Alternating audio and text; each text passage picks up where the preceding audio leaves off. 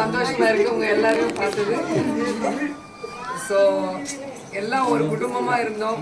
நடுவில் ஒரு சின்ன பிரச்சனைன்னு இல்லை, என்ன பிரச்சனைன்னு தெரியாம ரொம்ப நாள் தெளிவா இருந்தோம். ஸோ இப்போதான் எல்லாருக்கும் புரிஞ்சது, அங்க ஒன்றும் பிரச்சனை இல்லை, நம்ம எதுக்கு தூரமா இருக்கோம்னு புரிஞ்சுக்கிட்டு எல்லாரும் இப்போ ஒன்னா திருப்பி ஃபேமிலி ஆனோம். ஸோ என்னோட பிரதர் மாதிரி தான் எப்பவுமே பிரதாப் என்னோட வெஹிக்கிளில் தான் உட்காருவோம். பைக் ரேலி எந்த ரேலி இருந்தாலும் என் கூட தான் இருந்தார். ஸோ மனசு கஷ்டமா இருந்துச்சு தூரமா இருக்கும்போது. ஆனால் 2 பேர் சேர்க்கறதுக்கு ஒரு ஆள் இல்லாமல் நடுவில் ரொம்ப நாளாக இது இருந்தது. அப்படியே ரவி அண்ணாவும் பாபண்ணா கூட அவங்க ஊருக்கு நாங்கள் போகும்போது அவங்க ஊரில் இல்லைன்னா கூட அந்த மரியாதை மட்டும் குறைக்காம எங்களுக்கு வந்து நல்லபடியாக அவங்க ஆளுங்க எல்லாம் கூட சப்போர்ட் பண்ணியிருக்காங்க. ஸோ இன்னைக்கு திருப்பி அவங்க எல்லாம் வரது எனக்கு வந்து ரொம்ப சந்தோஷமா இருக்கு. அண்ட் என்னோட என்ன சொல்லுவீங்க ஒரு சக்சஸ் என் கண்ணு முன்னாடி தெரியுது. ஸோ என்னோட సేనాధిపతి ఎల్లా కూడా వందిటాంగ అని నేనైతే గర్వంగా చెప్పగలను.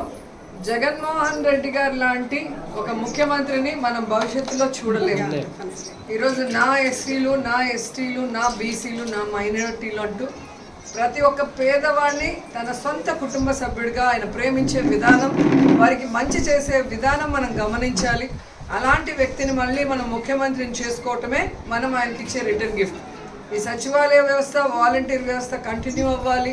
పేదవాడికి అన్నీ జరగాలి అంటే జగనన్న మళ్ళీ రావాలి. సో జగనన్న చేస్తున్న ప్రతి పనిని కూడా ఈరోజు ఒక సైనికురాళ్ళగా, ఒక చెల్లెలుగా నా నియోజకవర్గంలో నేను 5 ఏళ్లుగా మరి అందరి కోసం చేస్తూ ముందుకు వచ్చాను.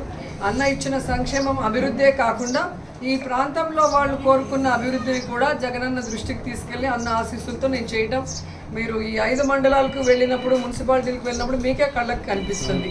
అంతేకాకుండా కోవిడ్ సమయంలో కూడా పిల్లలందరినీ నగిరిలో పెట్టుకొని నేను అన్ని ఊర్లకి తిరిగి అందరికీ కూడా ఒక ధైర్యాన్ని, భరోసాని ఇవ్వటమే కాకుండా ఎంతో సర్వీస్ చేయడం కూడా మీ అందరూ కూడా చూశారు.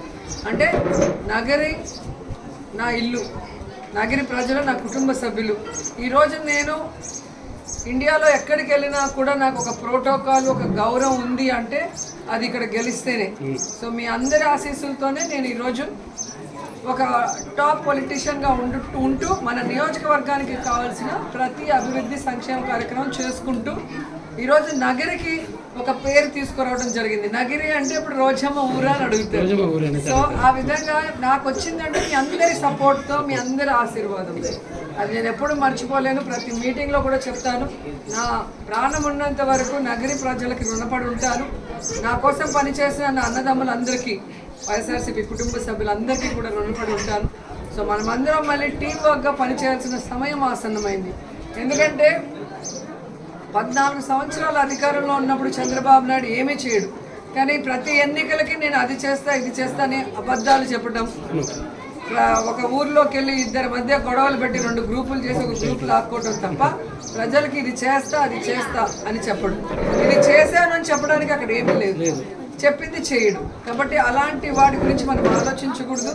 అలాంటి వాడిని ఊర్లోకి కూడా ఎవరు రానికుండా ప్రజల్ని అప్రమత్తుల్ని చేసి ఈరోజు అందుతున్న ప్రతి సంక్షేమం, అభివృద్ధి ఇలాగే కంటిన్యూ అవ్వాలి అంటే జగనన్న రావాలి. జగనన్న లాంటి మనసున్న నాయకుడు, సంక్షేమ సామ్రాట్ మళ్ళీ పుట్టడు, ఏ రాష్ట్రంలో కూడా లేడు. సో ఇది మనం గుర్తించుకొని ప్రతి ఒక్కరూ కూడా ఇప్పుడు ఇక్కడ ఉన్న వాళ్ళే కాకుండా మీ ఊర్లలో ఇంకా ఉంటారు లీడర్స్ కూడా అవేర్నెస్ క్రియేట్ చేసి ఈ రోజు నుంచి మే 13 వరకు నిద్రపోకుండా ప్రతి ఒక్కరు సైనికుల్లాగా పనిచేసి ఇక్కడ నన్ను 3వసారి హ్యాట్రిక్ కొట్టించాలి, అక్కడ జగనన్న 2వసారి ముఖ్యమంత్రి చేయాలి. ఎందుకంటే ప్రతి ఎమ్మెల్యే కూడా కౌంటబుల్. ఎందుకంటే ఎంత మెజారిటీ ఎమ్మెల్యేలు గెలిస్తే జగనన్నకు కూడా అక్కడ వాయిస్ అంత పెరుగుతుంది. గతంలో నేను ఇది చేస్తాను అని చెప్పి పాదయాత్ర చేస్తేనే 151 సీట్లు వచ్చాయి. అలాంటిది చెప్పిన ప్రతి పని చేశాడు, చెప్పనివి అనేకం చేశాడు, మీకే తెలుసు.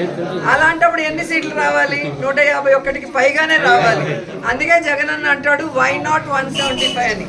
సో ప్రతి నియోజకవర్గాల్లో ప్రతి నాయకుడు, ప్రతి కార్యకర్త కూడా మన ఇంట్లో మనిషి కంటెస్ట్ చేస్తే మనం ఎలా కష్టపడి పనిచేస్తామో ఈరోజు నా కోసమైనా జగనన్న కోసమైనా మీరు 28 రోజులు కష్టపడితే చాలు, తర్వాత 5 సంవత్సరాలు మేమే కష్టపడి మీకోసం పనిచేస్తామని కూడా తెలియజేసుకుంటూ ఈరోజు మళ్ళీ అక్కని గెలిపించాలి, అక్క వెనక ఉండాలి అని చెప్పి నా కోసం వచ్చిన ప్రతాప్కి, అలాగే రవికి, బాబుకి, సంపత్ అన్నకి అందరికీ కూడా మనస్ఫూర్తిగా కృతజ్ఞతలు తెలియజేసుకుంటూ ఇక మీదట ఎలాంటి పొరపచ్చాలు లేకుండా, ఎవరి మీద ఎవరు అనుమానాలు పెట్టుకోకుండా ఒక టీం వర్క్గా మనం పనిచేద్దాం, అందరం బాగుపడదాం, అందరికీ మంచి చేద్దాం అని కూడా తెలియజేసుకుంటూ సెలవు తీసుకుంటున్నాం.